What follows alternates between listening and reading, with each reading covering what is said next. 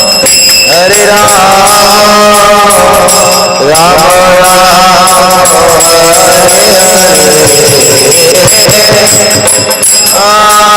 Hare Krishna, Hare Hare Ram,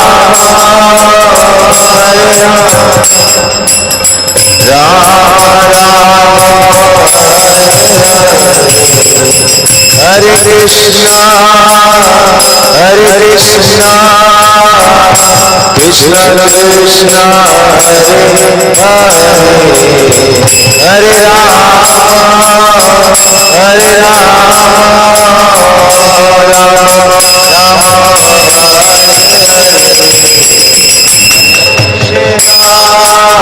Hare Krishna, Krishna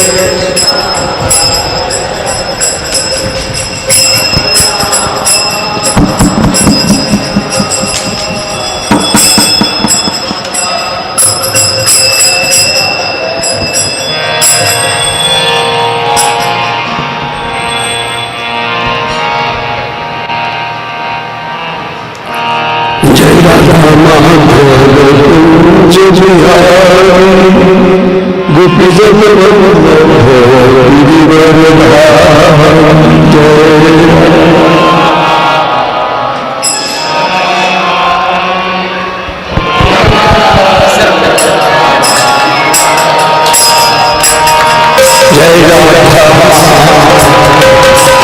Kunj Bihari गोपी जन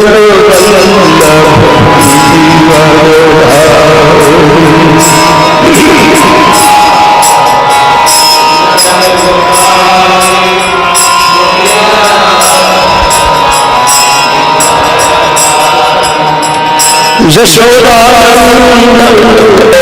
Vraj जगरंजन Yamuna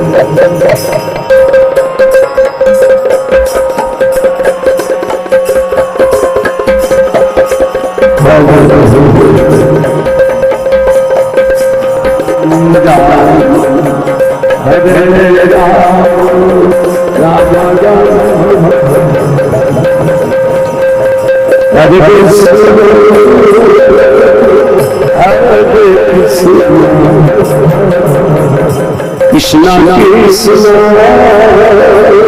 Hare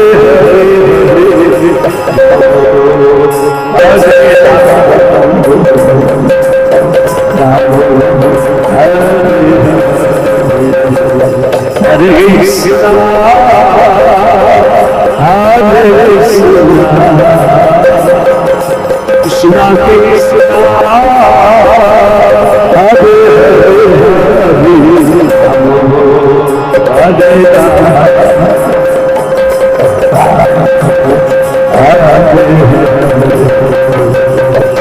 Krishna Hare Hare Krishna Krishna Krishna Hare Hare Hare Ram Ram Ram Hare Hare Krishna हरे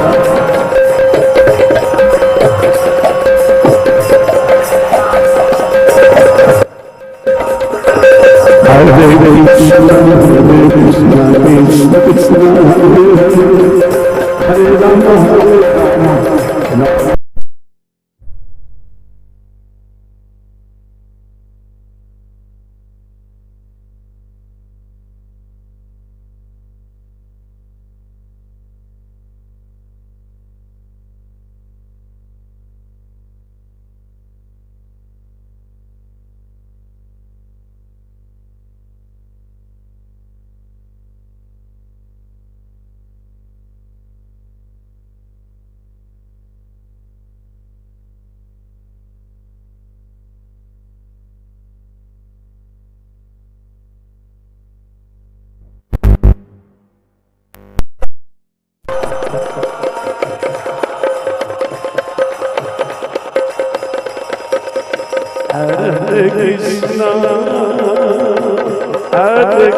कृष्ण कृष्ण कृष्ण हरे हरे हरे हरे राम हरे हरे कृष्ण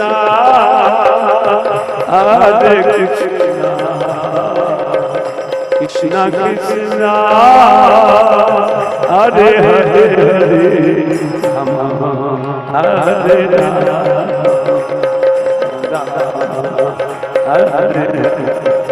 हरे कृष्ण हरे कृष्ण कृष्ण कृष्ण हरे हरे हरे राम हरे हरे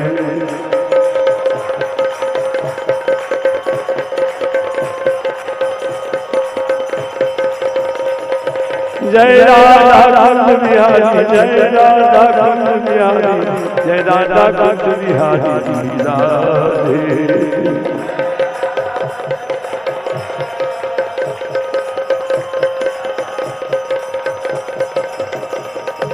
निताई गौरांग निताई गौरांग निताई गौरांग गौर हरि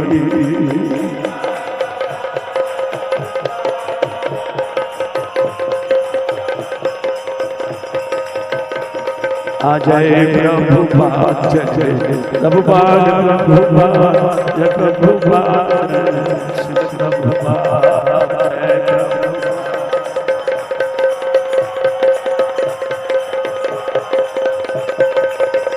हरि बोल हरि बोल हरि बोल हरि बोल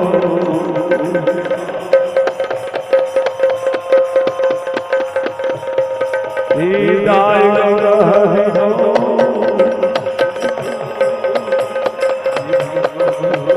हरि निताई गौर हरि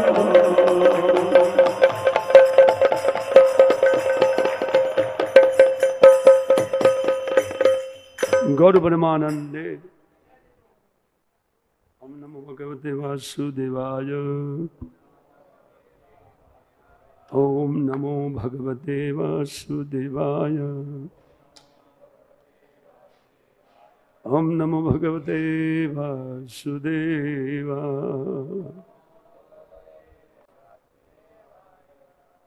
नारायणं नमस्कृत्य नरं चैव नरोत्तमं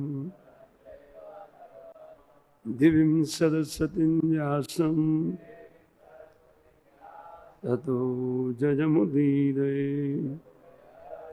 नष्टप्रायेषु भद्रेषु नित्यं भागवत सेवया भगवतीरुत्तमश्लोके भक्तिर्भवती नैष्ठिकी श्रीमद्भागवतम क्रम के अनुसार अध्याय 7 श्लोक स्कंद 7 अध्याय 1 श्लोक संख्या 7 सत्वं रजस्तम इति सत्वं रजस्तम इति प्रकृतिर्नात्मनो गुणाः प्रकृतिर्नात्मनो गुणाः न तेषां युगपद् राजन् रास उल्लास एव वा सत्वं रजस्तम इति प्रकृतिर्नात्मनो गुणाः न तेषां युगपद् राजन् रास उल्लास एव वा।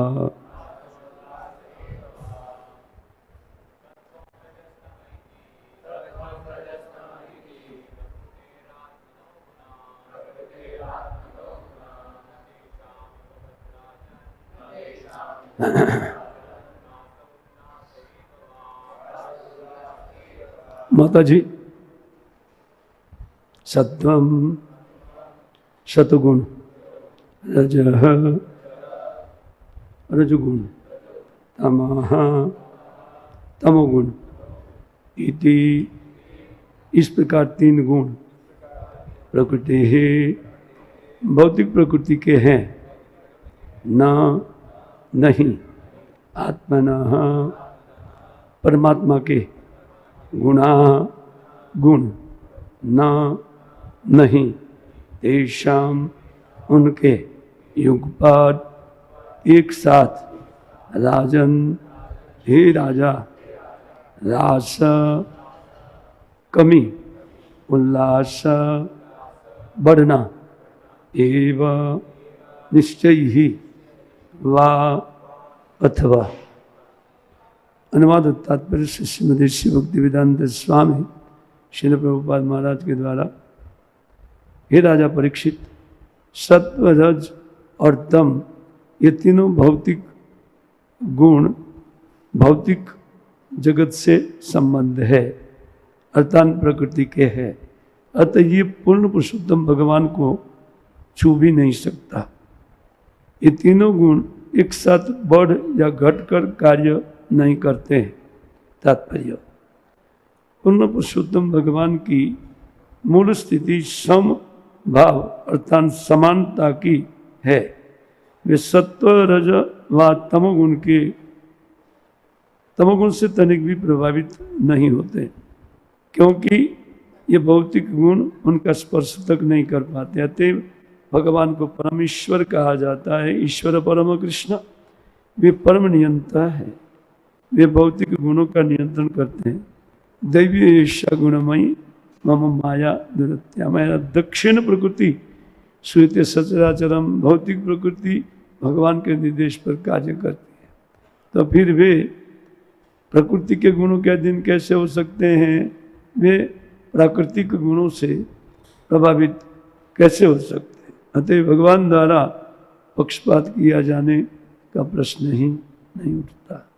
मम ज्ञानदिमिनन्दस् ज्ञानञ्जन शलाकया चक्षुरुन्मीलितं येन तस्मै श्रीगुरुवे नमः। श्रीचैतन्यमनोभीष्टं स्थापितं येन भूतले सोऽयं रूपकदा मह्यं ददाति स्वपदन्तिकं। वन्देऽहं श्रीगुरो श्रीयुतपदकमलं श्रीगुरोर्न वैष्णवंश श्रीरूपं साग्रजातं सहगण रघुनाथन्वितं तं सजीव साद्वैतं सावधूतं परिजनसहितं कृष्णचैतन्यदेवं श्रीराधा कृष्णपादा सहगण ललिता श्रीविशाखन्वितंश्च मुखं करोति वाचालं पंगुमलंघयतगिरिं यत्कृपातमहं वन्दे परमानन्दमाधवं श्रीगुरून् दीनतारिणं श्रीचैतन्यईश्वर जयतं सुरतपङ्गौ मम मन्दमतिर्गति मत्सर्वस्व पदाम्बोजो श्री राधा मदन मोहन वाञ्छाकल्पतरुभ्यश्च कृपा सिन्धुभ्यैव च पतितानां पावनेभ्यो वैष्णवेभ्यो नमो। श्री कृष्ण चैतन्य प्रभु नित्यानंद श्री अद्वैत गदाधर शिवासादि श्री गौर भक्त। हरे कृष्णा कृष्णा कृष्णा हरे हरे, हरे राम राम राम हरे।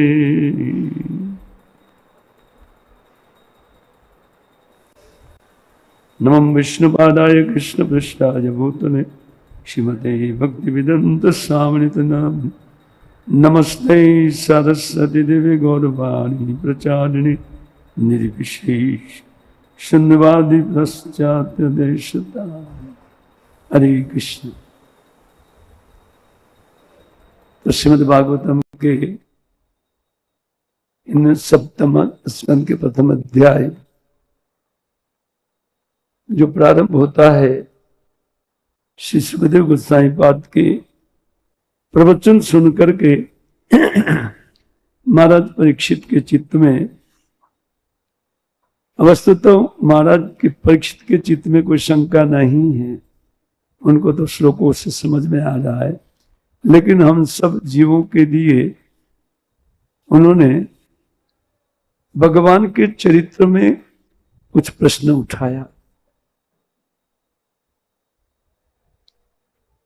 भगवान का चरित्र अत्यंत निर्मल है, लेकिन भौतिक गुणों के प्रभाव के कारण व्यक्ति अपने चित्त को भगवान में आरोपित करते हैं और अपनी बुद्धि के द्वारा भगवान के कार्यकलापों को वो समझना चाहते हैं। इसी बात को ध्यान में रखते हुए परीक्षित महाराज ने सुखदेव गोस्वामी पाद को ये प्रश्न किया कि भगवान तो स्वभाव से ही सम है, लेकिन इंद्र का पक्ष लेकर के उन्होंने दीति के दोनों पुत्रों को मार दिया। ये तो पक्षपात है ना, भले ही वो असुर है। एक साइड भगवान को सम बोलना और एक साइड भगवान में इस प्रकार की विषमता दिखना, तो एक बहुत शंका मेरे चित्त में उत्पन्न होती है। ये प्रश्न इस सप्तम स्कंद के प्रारंभ में उठाया गया है। वस्तुतः हम सबके चित्तों को ध्यान में रख करके कि कोई व्यक्ति अपनी बुद्धि से भगवान को समझ नहीं सकते हैं, उनको चाहिए कि एक गुरु के रूप में वैष्णव को स्वीकार करके उनके आश्रय में रहते हुए उनके कहे हुए वचनों में पूर्ण विश्वास रखते हुए जब भगवान के विषय में कोई श्रवण करता है तो तत्काल उनकी समझ में आ जाएगा।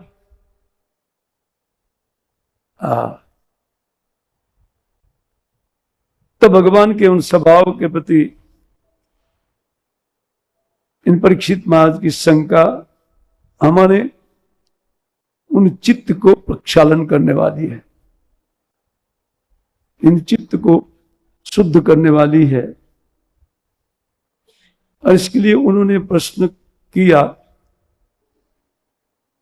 तो उनका उत्तर देते हुए नारद मुनि उसी सभा में बैठे थे। नारद जी को प्रश्न किया था, तो एक इतिहास श्री सुखदेव गोस्वामी पाद ने कहा, वो इतिहास आप लोग पाठ कर चुके हैं और युधिष्ठिर महाराज ने जो शंका उठाया उनका भी पाठ आपका हो गया है।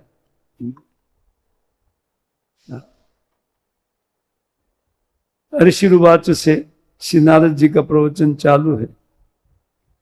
आज मैं एक प्रवचन में रत था, इसलिए पहले से पाठ थोड़ा मैंने नहीं किया है।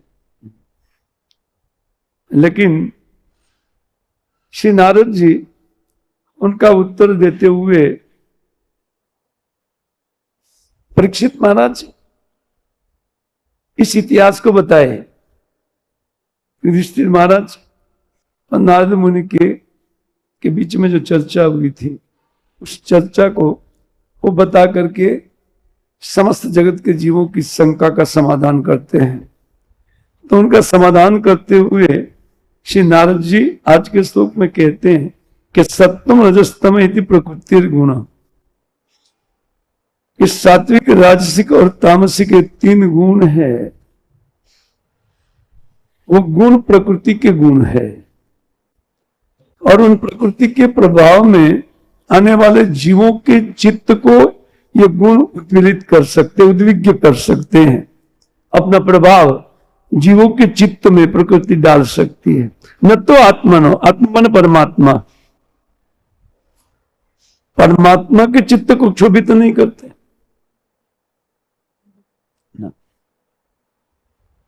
स्पष्ट रूप में नारद जी बता रहे हैं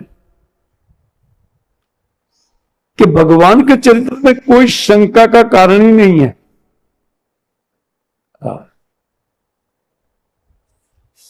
भाई जीवों में प्रकृति प्रभाव डाल सकती है, जीवों के चित्त में डाल सकती है, और जीव की ममता समता जिसमें है उनका पक्षपात कोई कर सकता है। ये तो साफ समझ में आता है, हम लोग करते ही रहते हैं, है ना। अपने जनों का पक्षपात करते हैं और इतर जनों में हमारा तटस्थ स्वभाव या फिर द्वेष बुद्धि होता है। ये प्रकृति के गुणों के कारण होता है, उनके प्रभाव के कारण। इसको भगवान ने कहा था स्कंद में बताए हैं, तेरे अध्याय में बहुत स्पष्टीकरण करते हुए बताए। उसमें अगर अवसर मिला तो हम लोग जाएंगे, है ना। लेकिन ये समझ लीजिए कि जीवों की तरह अगर भगवान का आचरण हो जाए कि किसी के पास से कुछ सुपारी प्राप्त करके किसी को मरवा दे या किसी को मार दे, ऐसा विषम स्वभाव भगवान के पास नहीं होना चाहिए ना।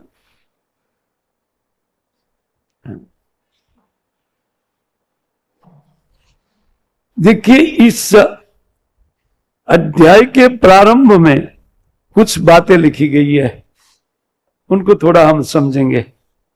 भले ही आज 7वां श्लोक है, लेकिन तब समझ में आएगा कि ये स्कंद प्रारंभ कैसे हो रहा है ना।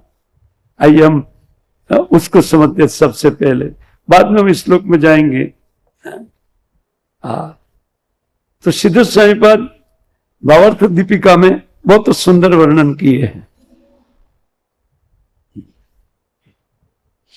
यद्यपि आज शाम का क्लास में अभी प्रारंभ कर रहा हूं, क्योंकि मुझे इन 7वें स्कंद के ऊपर प्रवचन करने के लिए 7 दिन के लिए इनवाइट किया है।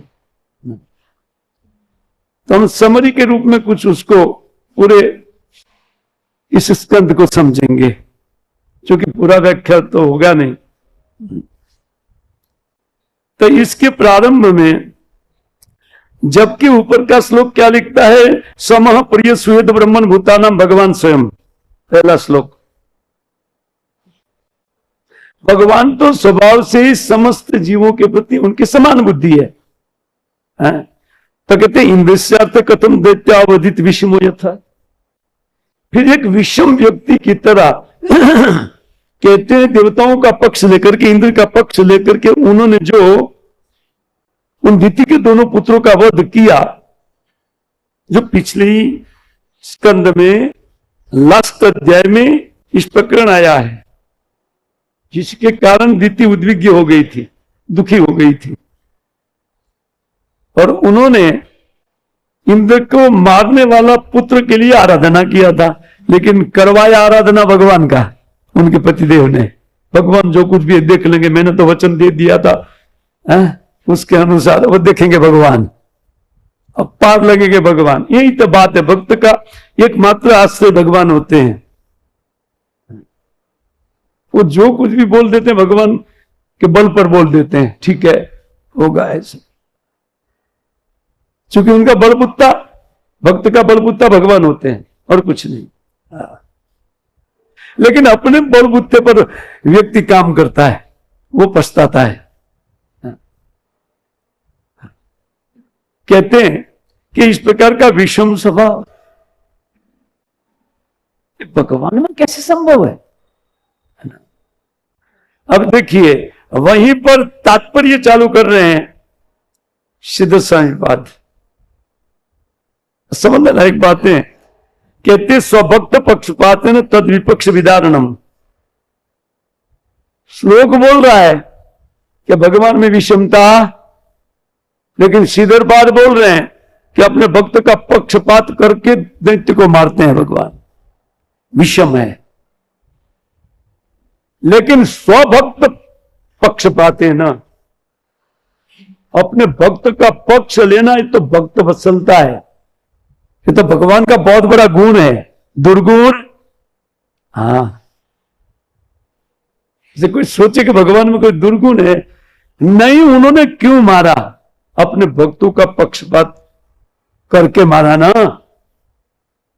इसलिए नरसिंह को प्रार्थना करते, स्वभक्त पक्षपात न तद विपक्ष विदारणम, विपक्ष को मार दिया। कि नरसिंहम अद्भुतम वंदे, ऐसे अद्भुत स्वरूप भगवान नरसिंह को मैं वंदना करता हूं, जो परमानंद विग्रहम, जो हमेशा परमानंद की स्थिति में रहते हैं, उनमें क्रोध होता ही नहीं है। लेकिन महा उग्र स्वभाव उनका हुआ था, वो अपने बच्चे को बचाने के लिए हुआ था। पर सभी लोग एक सिंह इतना रानी है, इतना मार देने वाला है, क्रूर है, लेकिन अपने बच्चे के पास तो सौम्य बन जाता है, और अपने बच्चे के लिए वो क्या नहीं करता है। ये तो स्वभाव है सब में। तो देखो, हम में जो स्वभाव आया है वो भगवान से आया है। किससे आएगा? स्वभाव तो सारा स्वभाव, जीव के पास जो भी स्वभाव, चोरी करने का स्वभाव उससे ही आया है। इसलिए उन 84 में ये सारी बातें लिखी गई है। तो वो स्वभाव यहां मनुष्य के पास आएगा कैसे, जीव के पास कैसे आएगा? भगवान में नहीं है तो। लेकिन वो अंश मात्रा में है।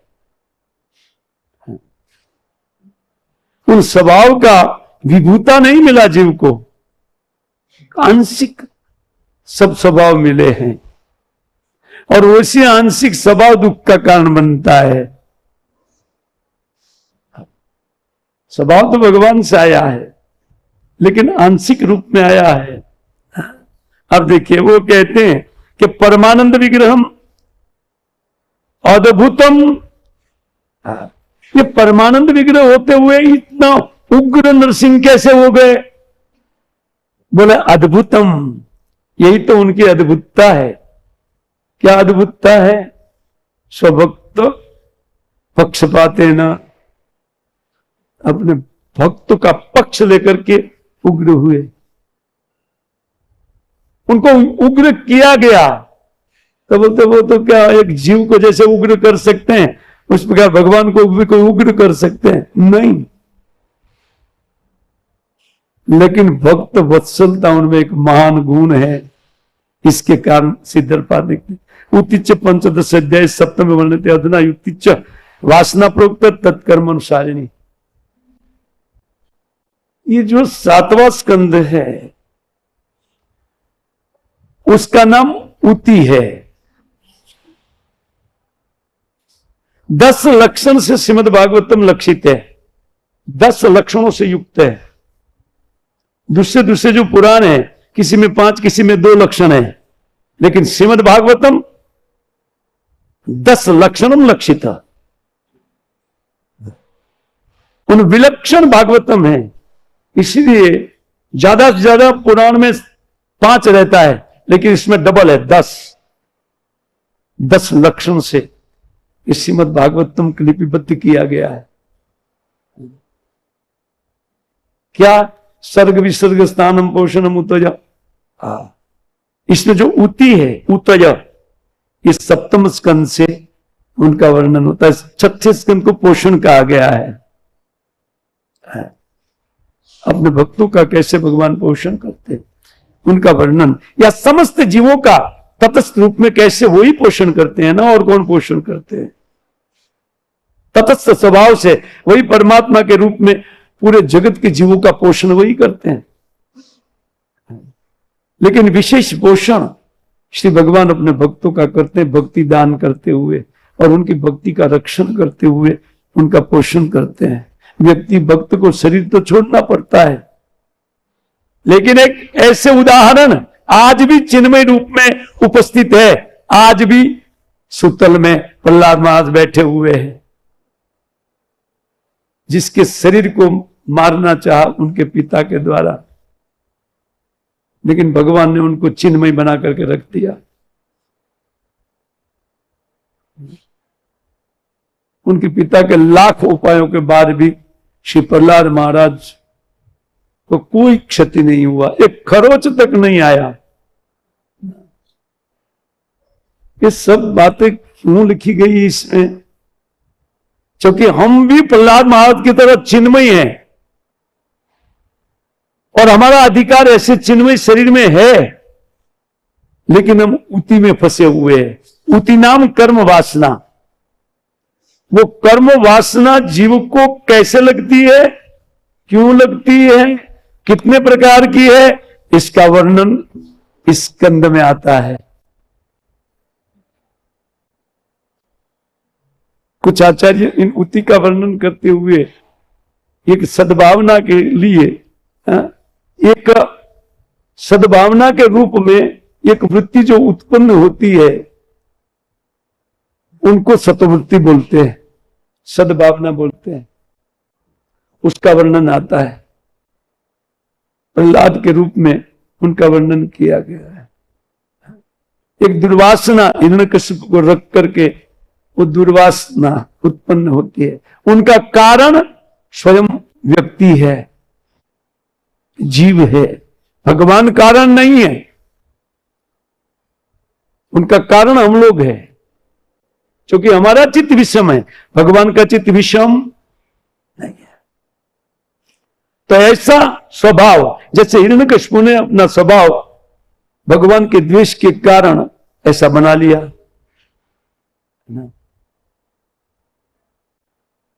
और वहीं पर उनके घर में दैत्य बालक के रूप में प्रहलाद उन साधु संगति के कारण महान भक्त बन गए।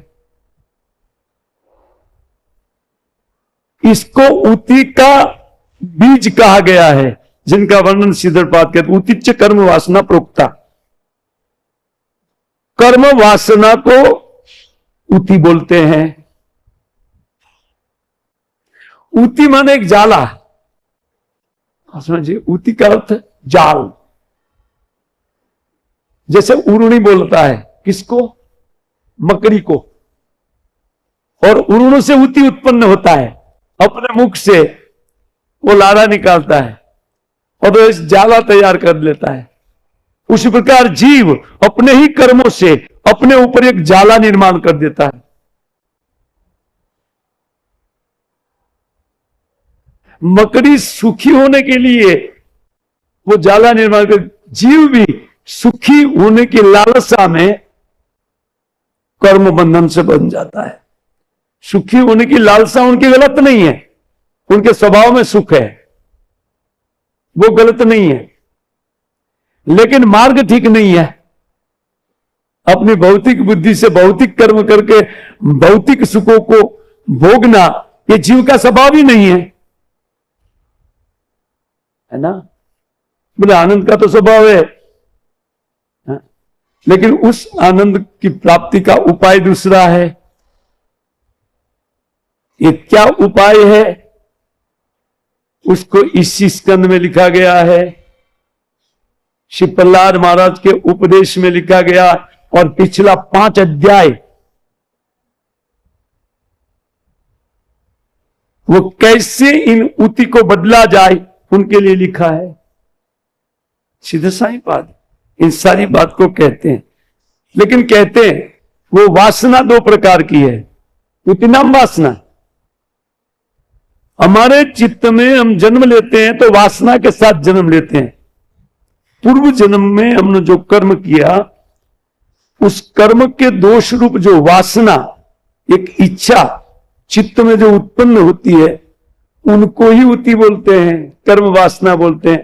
वो दो प्रकार की है, अशुभा और शुभा। इसमें लिखते हैं अशुभा च शुभा चेति द्विविधा न हेतु भेदत।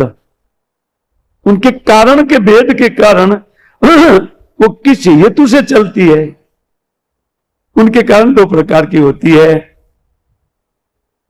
हेतु भेद कारणम, क्यों ये उत्पन्न होती है, कुछ कारण से। वो कारण क्या है?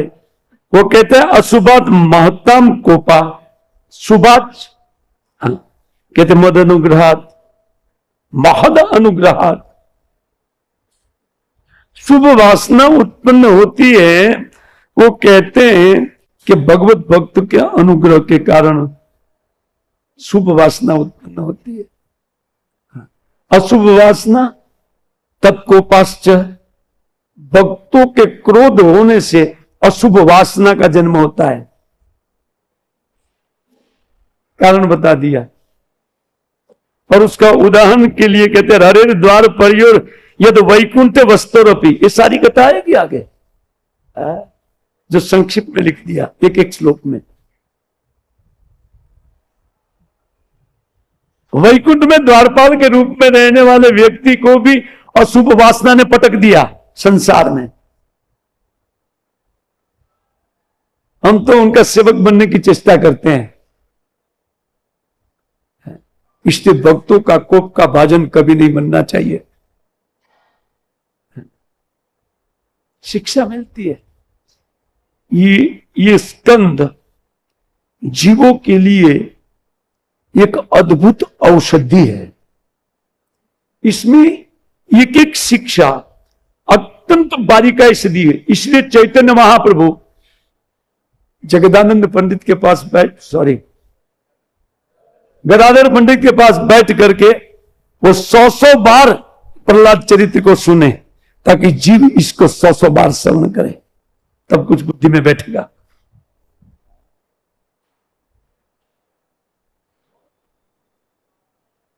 जीव के लिए एक महा औषध नहीं, ये समझ लीजिए जीव के लिए अमृत है। हम सब बद्ध जीवों के लिए अमृत है, क्योंकि इसी से भगवान का स्वभाव, भक्तों का स्वभाव, और हमारा जो इतर वासनामय स्वभाव, इन सब का पता चल जाता है। पता चलने के बाद सुधार का चेष्टा व्यक्ति करता है कि मुझे सुधरना चाहिए। जानने के बाद भी सुधार नहीं होता है, उसका कारण भी इसमें है। एक आश्चर्यमय इस स्कंद की रचना हुई है, हमको संपूर्ण रूप से समझाने के लिए ये स्कंद का रचना हुआ है। इसलिए इसमें एक कहते हैं द्वारपाल वसतो अपि न यद वैकुंठे वस्तु अपि। वो कहते चतुर्सन रुषा विष्णु देशाद अशुभ वासना। उन 4 कुमार के कोप का भाजन बन करके वैकुंठ के द्वार से उनको नीचे गिरना पड़ा, उनके कोप के कारण। तो हम तो शिक्षा लेते हैं, अभी हम पहुंच नहीं गए वैकुंठ में। खैर आपको तो जाना भी नहीं है ना, क्योंकि हम तो वैकुंठ जाना नहीं चाहते हैं। लेकिन ये भी नहीं है, वैकुंठ के योग्य पहले बनना पड़ेगा, तब जाकर के भगवत प्रेम प्राप्ति का उपाय वहां से होता है। विधि भक्ति वैकुंठ को प्राप्त कराने वाली है। वैकुंठ के योग्य बन जाए, उनके बाद में आप प्रेम का साधन करें, उपाय करें, उससे कोई दिक्कत नहीं है ना। खैर कहते यथाच दैत्य गर्भे भी प्रहलाद शत स्थिरा। उसी दैत्य के घर में जन्म लेने के बाद भी दैत्यों का एक भी संस्कार नहीं हुआ। क्यों? नारद अनुग्रहात। एक भक्त का कोप और एक वही भक्त का कोप और वही भक्त का नारद जी का दोनों के ऊपर उतरता है। जैसे नलकू और मणिग्रह के ऊपर क्रोध और उनके ऊपर अनुग्रह, दोनों एक साथ में हुआ। खैर यहां अलग अलग वस्तु है, लेकिन व्यक्ति एक है। असुर कुल में जन्म लेने के बाद भी श्री प्रहलाद महाराज कहते सतः नारद अनुग्रहाद आस विष्णु भक्ति सद्वासना।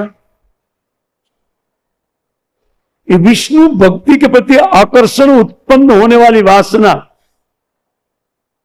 नारद के अनुग्रह से उनको मिला। नलकुल और मणिकुल को दोनों मिला, लेकिन दोनों नहीं मिला। मिला क्या? अनुग्रह। एक साधु का कोप भी अनुग्रह है जीव के ऊपर। प्रभुपाद जी गाली देते थे क्रोध में, रास्कल बोल देते हैं। क्रोध के बगैर रास्कल आएगा नहीं। जब क्रोध होगा तब गाली आएगा, लेकिन वो गाली उनके लिए घी का नाली है।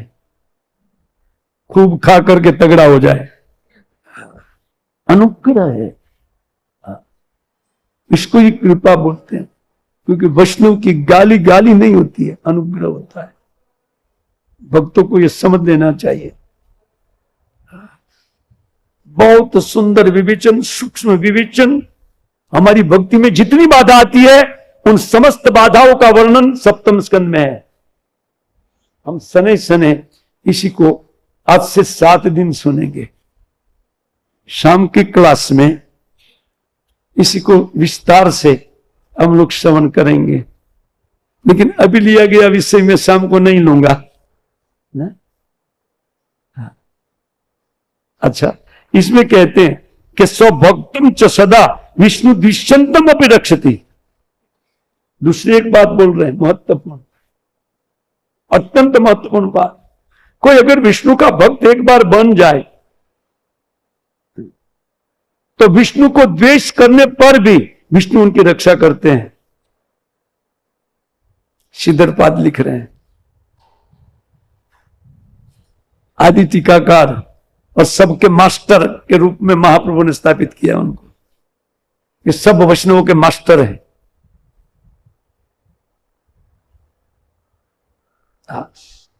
इसलिए हमारे आचार्यों ने जो टीका लिखा है श्रीधर स्वामी पाद को लेकर के लिखा है,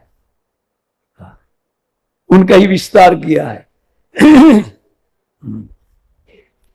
वो कहते हैं, ठीक कहते विष्णु द्विषंतम अपि रक्षति। अगर कोई वैष्णव हो गया, विष्णु से द्वेष करेगा उनकी रक्षा हो जाएगी, लेकिन वैष्णव से द्वेष करेगा उनकी रक्षा भगवान साफ साफ पता चलता है, साफ है? वो कहते तृतीय अथ भवे, कहते द्वावस्था अकरोत आत्मसात होना। 3 जन्म के बाद उसी इतना विष्णु के द्वेष करने वाले अपने भक्त उनको वापस वैकुंठ में भगवान ने स्थापित किया। शॉर्ट में पूरी कथा बता रहे हैं। भगवान कितने कृपालु है, इस बात को भी वो समझा रहे हैं। अतो मनीषिणा, इसलिए बुद्धिमान व्यक्ति मनीषिणा, हमारा विषय है, थोड़ा आंख खोल के श्रवण करे। मुंदरी तो मुझे मजा नहीं आता है बोलने में, मुझे सजा जैसा लगता है, यार मैं कहां प्रवचन करने के लिए बैठ गया। आंखें मूंद रही है, इतना सुंदर विषय है और मुंडी लटक गया है। यही तो शिक्षा है भागवतम की। भागवतम की शिक्षा में जब तक हमारा प्रवेश नहीं होगा तब तक हमारा भजन साधन निर्मल नहीं होगा। भागवतम हमारे भजन को निर्मल बनाएगा। सारा दोष भागवतम हमको बताएगा, तुम में क्या दोष है। तुम बेटा भजन तो करते हो, लेकिन तुम में ये दोष है, इसको निकालो और फिर देखो कितना मजा आता है, फिर सजा नहीं लगेगा। यही कथा है। भागवतम की ये कथा है। वो कहते हैं अतो मनीषिण यत्न, इसलिए बुद्धिमान व्यक्ति को प्रयत्न पूर्वक क्या करना चाहिए? महद अनुग्रह प्रयत्न, और कोई उपाय नहीं, और कोई उपाय नहीं, और कोई उपाय नहीं। महद अनुग्रह। श्रीमद् भागवतम श्रीधर स्वामी आदि टीकाकार ये बात बोल रहे हैं, केवल भक्तों का अनुग्रह। अब जरा बुद्धि लगा करके सोचिए क्या ये बातें हो रही है, और हम इतने सारे भक्तों के बीच में रहते हैं। छोटी से छोटी सेवा एक बड़े से बड़े भक्त को कर लेना चाहिए। अवसर दिया है भगवान ने, भक्तों के बीच में रहने का एक अवसर उसको भगवान देते हैं जिनके ऊपर अतिशय कृपा होती है, जिनके ऊपर भगवान कातर होकर के करुणा करते। अरे नहीं, इनके ऊपर करनी ही चाहिए करुणा, उनको इस प्रकार का माहौल देते हैं भक्तों का सानिध्य, ताकि भक्तों की सेवा के परम उपाय स्वरूप ये यहां कर सकते हैं। सारे वैष्णव है, उनकी सेवा कैसे होगी ना, उनको कर लिया जाए। महद अनुग्रह यत्न। सिद्ध साहब मैं नहीं बोल रहा हूं, उनकी वाणी केवल मैं इसी से देख करके बोल रहा हूं, वो भी देखना पड़ता है। कहते इति एतद अर्थम उतिनाम अत्र लक्षणम उच्चते, इनको ही वासना या उति का नाम दे करके कैसे उन उति को निपटाया जाए, एकमात्र महद अनुग्रह।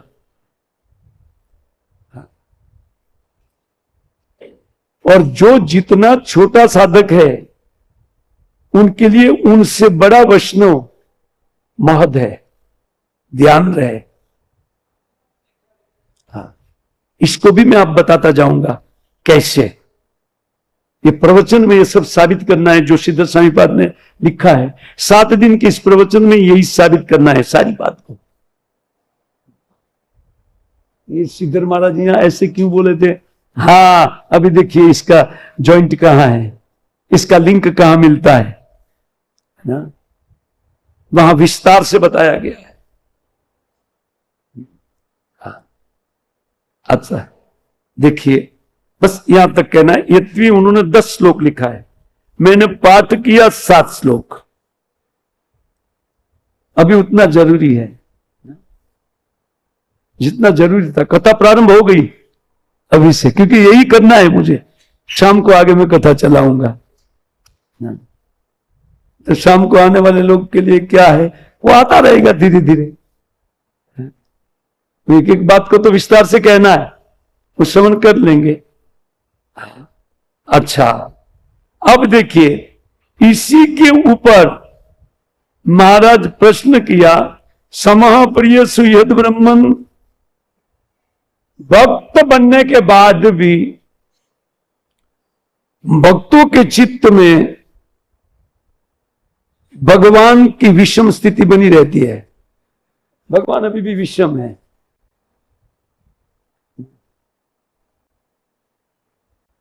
एक दृष्टांत वर्तमान का दृष्टांत दे रहा हूं इस कथा के लिए जिन्होंने मुझे इनवाइट किया। सुन लीजिए, बराबर सुन लीजिए। भगवान नरसिंह अपने भक्तों का रक्षण करने वाले, भक्तों की भक्ति का रक्षण करने वाले वही नरसिंह है। इसलिए नरसिंह की आराधना के लिए चैतन्य महाप्रभु ने बल दिया है। लेकिन मुझे इनवाइट करने वाला व्यक्ति आज हॉस्पिटल में है। किसकी बुद्धि काम करेगी?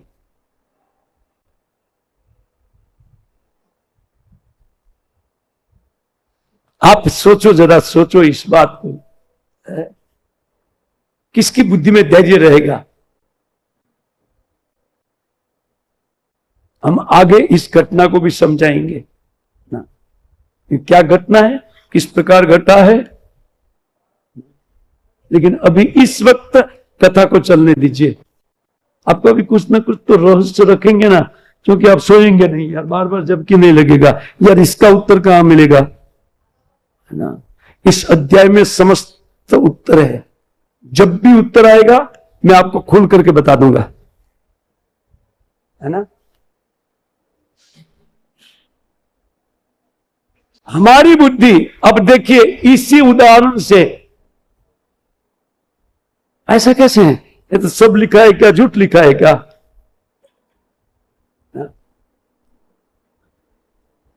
ये आश्चर्य की बात नहीं है, हमें आश्चर्य लग रहा है,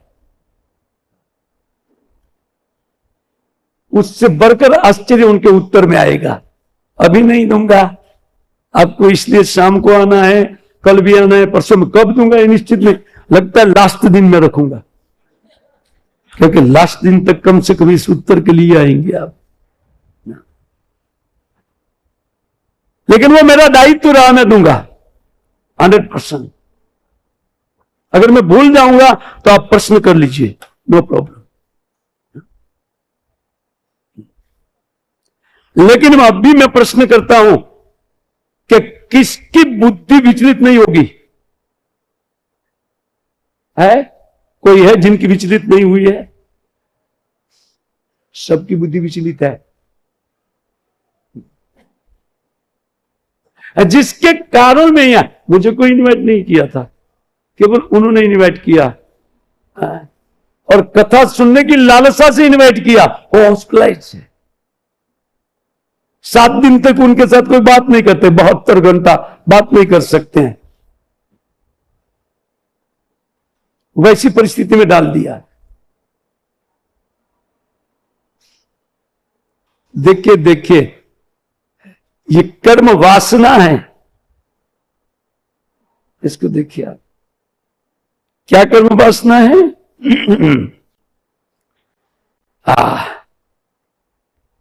कहते इति एतद अर्थम उति नाम अत्र, अत्र माने यहां,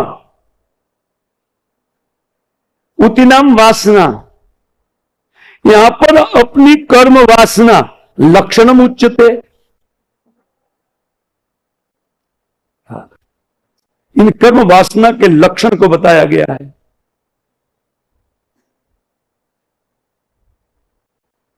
ठीक है, समाप्रिय सुयत ब्रह्मन भूता नाम भगवान स्वयं, स्वयं का अर्थ स्वभाव से, स्वयं का अर्थ हमेशा ये नहीं होता है, स्वयं का अर्थ होता है स्वभाव से ही। भगवान सबके प्रति समान है, न किसी में उनका द्वेष है और न राग है। लेकिन इंद्रस्य अर्थ है कथम अवधित विषमो यथा, वो इंद्र का पक्ष लेकर के दीति के दोनों पुत्र को मारना, ये तो विषम है। कृष्ण कथा कहलवाने वाले हॉस्पिटल कर देना, हॉस्पिटलाइज, विषमो यथा ना।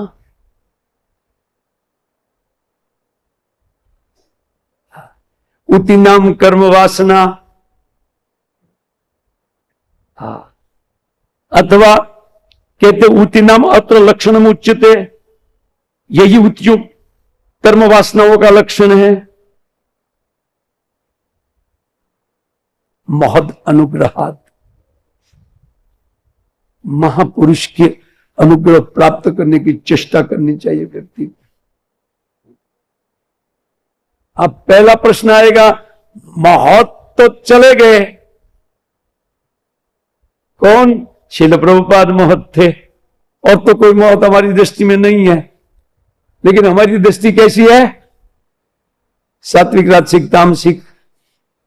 सात्विक व्यक्ति देख सकते हैं, इसको इस श्लोक में कहते हैं, आइए, सत्वम रजस्तमेति प्रकृतिर गुण न आत्मनो, ये परमात्मा का गुण नहीं है, प्रकृति का है, तो प्रभाव परमात्मा के ऊपर जाएगा उनका ना। कहते न तेषाम, जिनकी प्रकृति है न तेषाम, उनके ऊपर वो प्रकृति प्रभाव नहीं डाल सकती है। युगपत राजन रास उल्लास एवं, ये राजन इन प्रकृति के गुणों में, वो तो प्रकृति का प्रभाव भगवान के ऊपर नहीं होगा और जीवों के ऊपर होगा, लेकिन उसमें भी एक साथ में सबका उत्थान सबका डाउन होना नहीं होता है। युगपत माने एक साथ वो उठेंगे नहीं और एक साथ वो डाउन नहीं होंगे। उल्लास का अर्थ सत्वगुण बढ़ना, और कहते हैं रास का अर्थ तमोगुण बढ़ना। जब तमोगुण में व्यक्ति होता है उनकी बुद्धि फेल हो जाती है, नष्ट प्राय कर दिया। रजगुण में प्रवृत्ति होता है बुद्धि का, लेकिन राग द्वेष में प्रवृत्ति होती है। हम सबकी बुद्धि प्रकृति के इन तीनों गुणों से चालित है। हम कितने भी भक्त हैं, लेकिन विधि भक्ति है, हमारे पास विधि भक्ति है। अभी तक हमारा एक ऐसा अवस्था जहां पर अपने अनर्थ को समाप्त करना है, वहां तक हम पहुंच नहीं पाए हैं। तब तक हम विधि भक्ति में ही माने जाएंगे। अनर्थ निवृत्ति तब होता है जब विशुद्ध सत्व का स्पर्श व्यक्ति को प्राप्त होता है, और विशुद्ध सत्व तुरीय अवस्था है, चतुर्थ अवस्था। हम अभी 3 अवस्था में हैं। कौन सी 3 अवस्था है? स्वप्न, जागृत, सुषुप्ति। ये 3 अवस्था में हम लोग हमेशा रहते हैं। एक जीवात्मा की अपनी अवस्था है, उनको तुरीय अवस्था बोलते हैं। चतुर्थ अवस्था वो है विशुद्ध सत्व।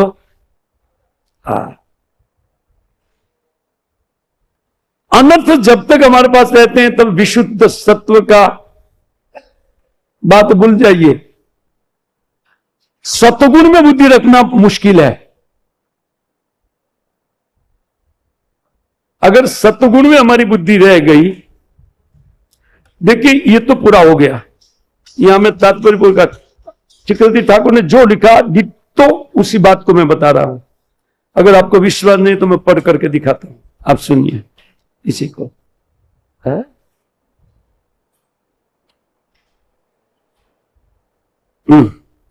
श्री विश्वनाथ जी 7वें इन श्लोक का, स्वरूपस्तु भगवान सर्वत समय एवति आह।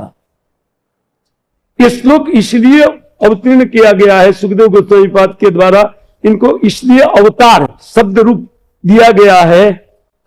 किस लिए? भगवान सर्वत्र समानेति, भगवान सब जीवों में उनकी समानता है। क्यों? क्योंकि स्वरूपस्तु भगवान, स्वभाव से उनका स्वरूप विश्व में है ही नहीं, उनका स्वभाव विश्व में है ही नहीं। मैंने समझाया इस बात को। तो सत्वम इति, इसलिए ये श्लोक सत्वम इति से प्रारंभ करते हैं। प्रकृति गुणा न तो आत्मनो भगवतः। देखिए लिखा क्या है, आत्मा जीवात्मा नहीं है यहां, आत्मा का तो परमात्मा है। इसलिए भगवान, वो परमात्मा भी नहीं किया, भगवान बोला। परमात्मा शब्द नहीं लिखा है क्योंकि वो तटस्थ है। भगवान भक्तों के होते हैं, इसलिए भक्तों को भगवान प्रिय है। परमात्मा जहां तहां नहीं लिखते हैं। जिनको परमात्मा प्रिय है ना, वो परमात्मा परमात्मा परमात्मा लिखते हैं, लेकिन वो तटस्थ है। परमात्मा को जवाब देने वाले देखो और मजा करो, बस। कुछ आपसे बात करना, बोले बात नहीं करते, बात भगवान करते हैं, परमात्मा कभी बात नहीं करेंगे। वो तटस्थ है, उनके कोई भाव ही नहीं है, भावना से रिक्त परमात्मा है, अपना पराया तटस्थ। अनुकूल करने पर वो भगवान के रूप में वही हमारे चित्त में स्फूर्ति लेंगे। और अनुकूल करने के लिए इन कर्म कैसा करना चाहिए, 5 अध्याय लास्ट वाला लिखा है इसी में। चक्रवर्ती ठाकुर को पाठ कर रहा, वो कहते हैं कि प्रकृति एवं गुण न तो आत्मनो भगवत, भगवान का वो गुण नहीं है, प्रकृति का है। प्रकृति स्वशक्तित्व भी, यद्यपि वो भगवान की प्रकृति है, अपनी प्रकृति होते हुए भी क्या करते हैं, तो कहते स्वरूप भूतत्व अभावादिति भाव। भगवान की अनंत अनंत प्रकृति है। प्रकृति माना शक्ति, हम भी एक शक्ति है। हम माने समस्त जीवात्मा एक शक्ति विशेष है भगवान की, और एक भौतिक शक्ति है भगवान की, वो एक भिन्न है। युमितिस्तु अन्यम, भगवत भगवद गीता भगवान कहते प्रकृति विद्धि में परा, एक परा प्रकृति मेरी है जीवात्मा। जीव उत्तम महाबाहो ये एकदम तारित जगत। देखिए वो भगवान की प्रकृति होते हुए भी भगवान में स्वरूप भूत है, उनको वो माइक शक्ति असर नहीं कर सकती है, उनके चित्त में विषमता नहीं ला सकती है। चक्रवर्ती ठाकुर बोल रहे हैं अच्छा ठीक है, तो अगर तस्मात् सर्वत्र दृश्यमानम भगवतो वैषम्यम गुण वैषम्य मूलकम एवं, तो भगवान में जो विषमता देखी जाती है वो इधर जीवों की विषमता है, उनका आरोप भगवान में कर रहे हैं चक्रवर्ती ठाकुर। मैंने पहले समझाया, अपनी बुद्धि से हम भगवान को समझना चाहते हैं। हमारी बुद्धि प्राकृत है, सतगुण रजगुण तमगुण से चालित है, और विशुद्ध सत्व में भगवान होते हुए उनको कभी हमारी बुद्धि समझ नहीं सकती है। इसके लिए क्या करना है उनको तो मैं बताऊंगा शॉर्ट, और क्या शॉर्ट में बताऊंगा मैं।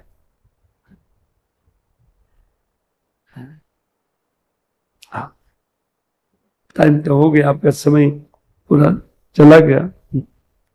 तो कहते हैं फिर भी एक थोड़ा सा तस्मात् सर्वत्र दृश्यमानम भगवतो वैषम्यम गुण वैषम्य मूलकमेव, ये गुणों का विषमता है, भगवान में विषमता। लेकिन जो प्रकृति के गुणों के अंदर में जीवात्मा रहते हैं उनका चित्त विषम है, भगवान का नहीं। वो भगवान को अपने जैसा देखते हैं, जैसे हिरण्यकशिपु कहेंगे आगे प्रवचन में, बोला विष्णु मेरा दुश्मन मेरे भाई को मार दिया, मेरे भाई को उन्होंने मारा। अरे तुम्हारा भाई कितना नालायक था ये तो देखो पहले, तो मेरे भाई को मारा, मेरे भाई को। अरे तुम्हारा भाई नालायक कितना था ना, किसी से सुख से पूरे ब्रह्मांड में जीने नहीं देता था, तो ठीक किया मारा इससे, है ना। इसलिए कहते अरे यार ये क्या करते हैं ना, वो देवता उन्हें कुछ लड्डू बुड्डू पेंडा मेंढा खिला करके उनको अपने पक्ष में कर लिया और हमारे भाई को मरवा दिया। अरे तुम्हारी बुद्धि अशुद्ध है, हम सब जीवों की बुद्धि में असुर बैठा हुआ है, असुर। ध्यान दे, भक्त होने पर भी असुरी स्वभाव हमारा नहीं निकला है। कोई प्रश्न है जी? समय आपका रहा प्रभु जी, मैंने थोड़ा ज्यादा ले लिया, फिर भी ठीक है। जब अथॉरिटी कहेंगे तो मुझे कोई दिक्कत नहीं है। वो तो पहले प्रभु जी ने हाथ ऊपर किया था। हरे कृष्ण प्रभु जी।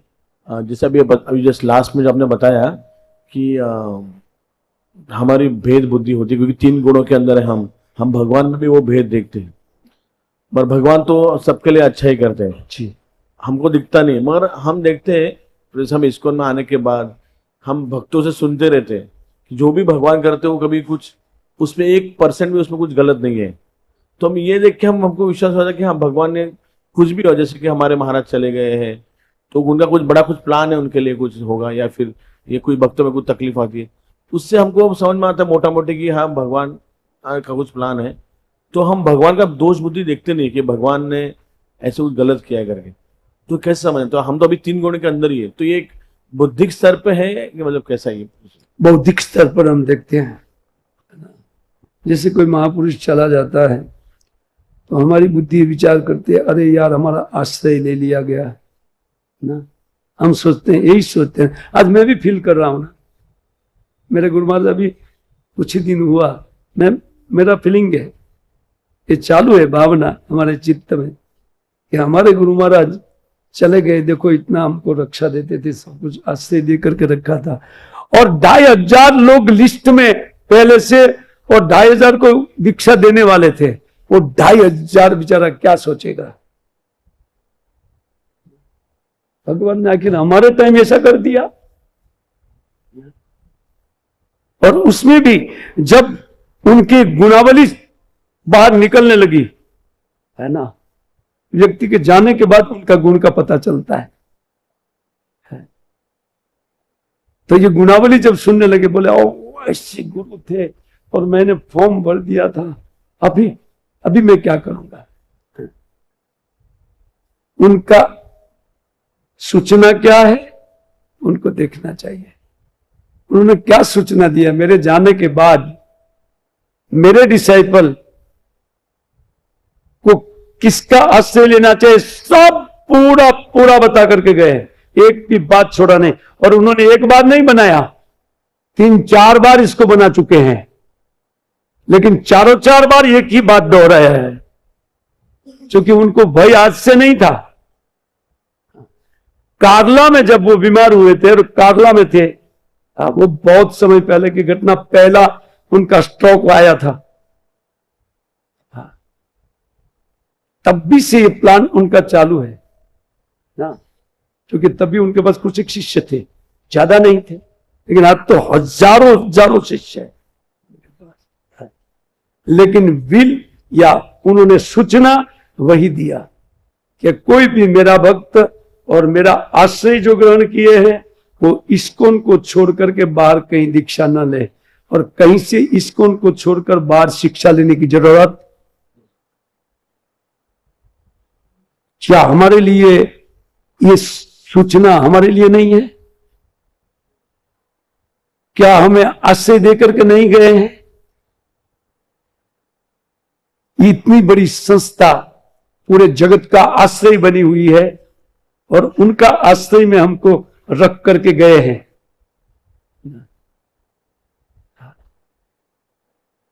निश्चित दुख होता है, लेकिन उनकी सूचना सुनकर के इतना सुख होता है कि तो हमारे लिए अरेंज करके गए। जैसे एक भौतिक पिता अपने पुत्र के लिए सब कुछ व्यवस्था देकर के जाते हैं, ऐसे हमारे गुरु महाराज हमारे लिए व्यवस्था देकर के गए। इसलिए किसी को भी नासीपात उनको होने की जरूरत नहीं है ना। क्यों जरूरत नहीं है?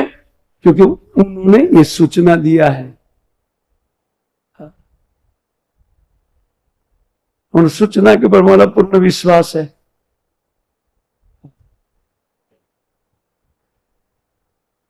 और उनके लिए ये गुरु वर्ग तैयार होगा उनकी सूचना के अनुसार।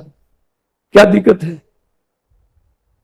या फिर इस्कॉन में किसी भी भक्त जो आपकी दृष्टि से आपसे श्रेष्ठ आचरण करते हैं उनको शिक्षा गुरु के रूप में ग्रहण किया जाए, और तद अनुसार वो व्यक्ति बोलेंगे वहां आप दीक्षा लो, है ना। सब कुछ फ्री छोड़ा है उन्होंने, लेकिन इस्कॉन के बाहर फ्री नहीं छोड़ा है ना। तो एक बहुत बड़ा आश्रय प्रदान करते हुए उनकी सूचनाएं हैं। खैर यहां तो एक आध मैं बता रहा हूं। अभी दूसरा प्रश्न लूं कि किसका? प्रभु जी का हाथ ऊपर हुआ था।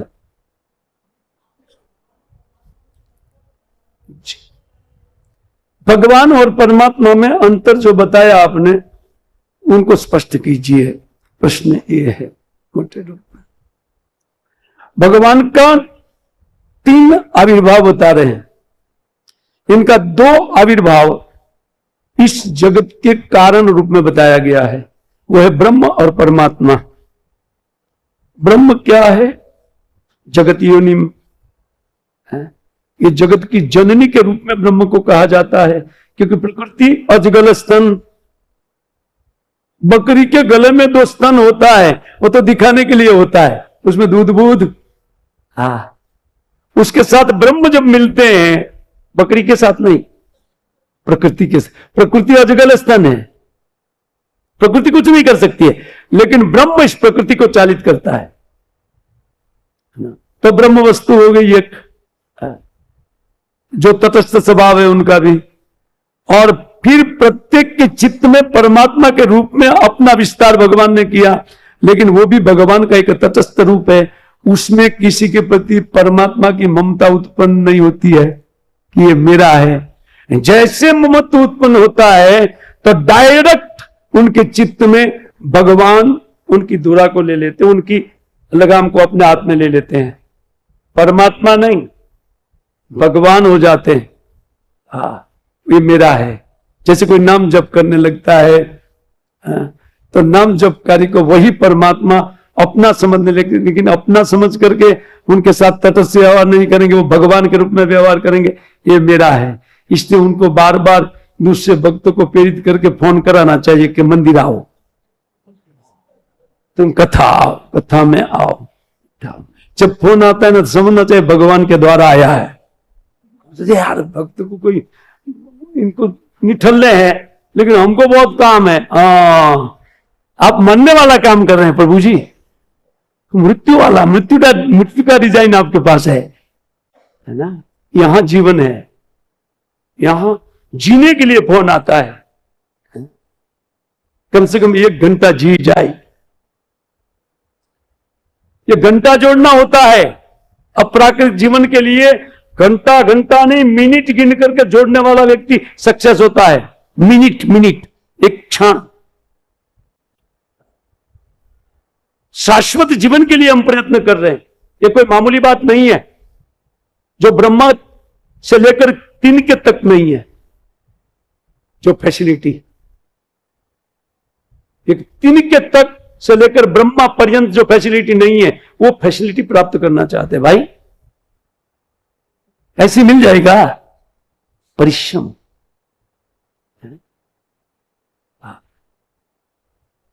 ये परमात्मा और भगवान में भेद है। ठीक है, ग्रंथराज श्रीमद् भागवतम की जय, श्रील प्रभुपाद की जय, निताई गौर हरि प्रेमानंदे। वांछा कल्पतरुभ्यस्य कृपा सिंधुभ्यैव च पतितनं पावनेभ्यो वैष्णवेभ्यो। थोड़ा मेरा बोलने का स्वर भी ऐसा है और थोड़ा फ्लो भी ऐसा जाता है, थोड़ा पॉलिश्ड देकर के मैं प्रवचन नहीं कर सकता हूं, इसलिए क्षमा कीजिए। किसी को कोई दुख लगा है तो अभी क्षमा कीजिए।